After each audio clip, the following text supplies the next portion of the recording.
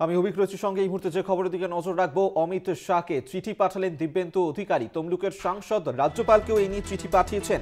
আগামী 22শে জানুয়ারি রাম মন্দির উদ্বোধন এবং সেই একই দিনে রাজ্যে সংহতি মিছিলের ডাক দিয়েছেন মুখ্যমন্ত্রী মমতা বন্দ্যোপাধ্যায়, এবং সেই মিছিলকে কেন্দ্র করে যাতে কোনো রকম অশান্তি পরিস্থিতি তৈরি না হয় তা সুনিশ্চিত করার আর্জি জানিয়েছেন তিনি এই চিঠিতে বলেই জানা যাচ্ছে। 22শে জানুয়ারি রাম মন্দির উদ্বোধন, রাজ্যে সেদিনই রয়েছে সংহতি মিছিল এবং সেই মিছিলকে কেন্দ্র করে যাতে কোনো অশান্তি না হয় তা সুনিশ্চিত করার আর্জি জানিয়েই অমিত শাহকে চিঠি পাঠালেন দিব্যেন্দু অধিকারী। একই সঙ্গে রাজ্যপালকেও চিঠি দিয়েছেন তমলুকের সাংসদ।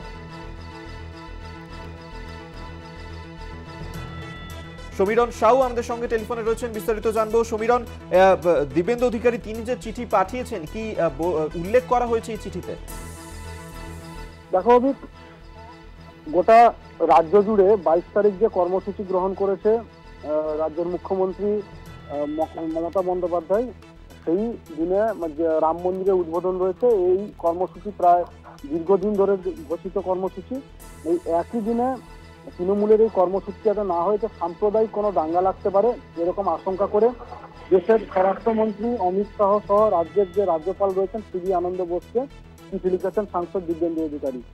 তিনি এই চিঠির মূল বিষয়বস্তু হিসাবে যেটা লিখেছেন যে আগামী 22 তারিখ একটি বিশেষ দিন, অযোধ্যায় রাম মন্দির প্রতিষ্ঠা ও তৃণমূলের যে সংহতি দিবস, এই দুটো কর্মসূচির জন্য কোনো অশান্তি বা আইন শৃঙ্খলার অবনতি হতে পারে, তাই এই অবনতিপূর্ণ বাতাবরণ যাতে না সৃষ্টি হয় সেই বিষয়টি জানিয়ে কিন্তু তিনি চিঠি লিখেছেন, এমনটাই আমরা জানতে পারছি।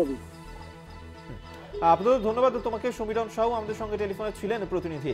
এবং এই যে চিঠি পাঠিয়েছেন দিব্যেন্দু অধিকারী, তমলুকের সাংসদ দিব্যেন্দু অধিকারী, তিনি কি বলেছেন শোনাবো। দাদা, রাজ্যপাল সহ আপনি স্বরাষ্ট্রমন্ত্রীকে চিঠি করেছেন যে 22 তারিখ যে তৃণমূলের ঘোষিত কর্মসূচি রয়েছে ওখানে মানে ল আইন প্রবলেম হতে পারে, কি বলবেন এটা নিয়ে? না, 22 তারিখ এই দিন রাম মন্দির প্রতিষ্ঠা হবে, এটা প্রায় 1 বছর আগে থেকে নির্দিষ্ট হয়েছে। আর বাংলার সম্প্রীতি এবং সংহতি, বাংলা তো সবসময় আমরা হিন্দু মুসলমান আমাদের সকলের মধ্যে একটা সম্প্রীতি নিয়ে আমরা চলি। সেই দিনেই বহু মানুষ ইতিমধ্যে ভারতীয় জনতা পার্টি তাদের কর্মসূচি ঘোষণা করেছে। সমস্ত মন্দিরে তারা পুজো পাঠ করবে, বিভিন্নভাবে তারা মানুষকে দেখানোর সুযোগ করে দেবে। এটাই এরকম ঠিক তেমনই মানে হিন্দু একটা আবেগ কাজ করবে। বহু মুসলমান মানুষের যে দেখবে না তা নয়। যে কেস করেছিলেন, যিনি অন্যতম সাক্ষী ছিলেন, তিনিও তো রাম মন্দিরের পক্ষে বলছেন, তিনি তো মুসলমান ধর্মাবলম্বী। যাই হোক, আমার প্রশ্ন হচ্ছে, হ্যাঁ, প্রতিবাদ করতে হতে পারে, প্রতিবাদ করার ভাষা আছে, কিন্তু ওই দিনটা কেন 22 ছেড়ে দিয়ে আমি 23 করবো? নেতাজির জন্মদিন, সেই দিন নেতাজি যেভাবে। কোথাও কি মনে করছেন যে হিন্দুদের ধর্মীয় ভাবাবেগে আঘাত করা হচ্ছে? দেখুন, নিশ্চিতভাবে আমি একজন হিন্দু ব্রাহ্মণ, আমি মনে করি আমার ভাবাবেগে এই কারণে কি আপনি চিঠি করেছেন? হ্যাঁ, এই কারণে কি আপনি চিঠি করেছেন? আমি একার জন্য করিনি, আমার তো নিরাপত্তা রক্ষী রয়েছে।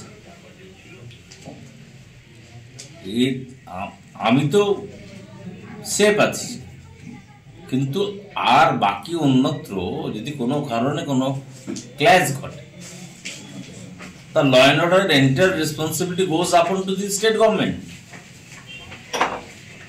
স্টেট গভর্নমেন্টের উচিত, মাননীয় মুখ্যমন্ত্রীরও উচিত ওই দিনটা রিকনসিডার করা। অন্য দিন করুক।